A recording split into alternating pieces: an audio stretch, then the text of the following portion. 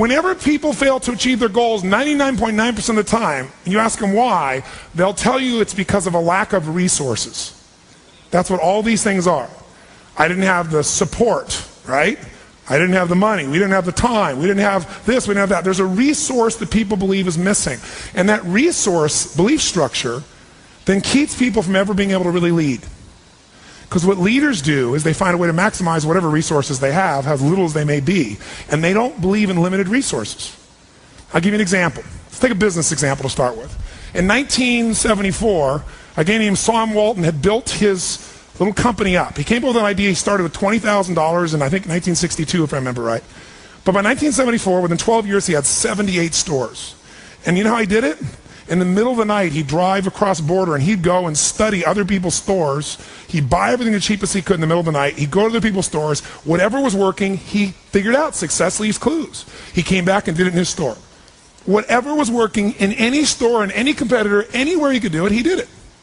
So he figured out how to maximize the little resources he had, his 20,000, built 78 stores, and if you read any of the people following him, the company had gone public in that year, they were all saying, this is it. He's maximized his resources. I mean, he only has so much money. There's only so many cities that are going to appeal to this discounting mentality, right?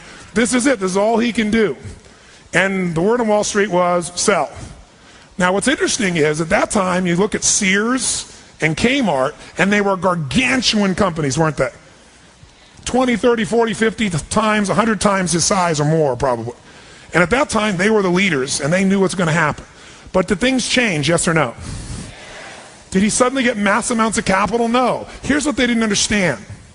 Sam Walton now, or the Walton organization, Walmart, is the most successful retailing operation on earth. And when you talk about Bill Gates being the richest man in the world, that's only true because Sam's fortune is divided up amongst a bunch of different family members. You put them together, they dwarf Bill Gates.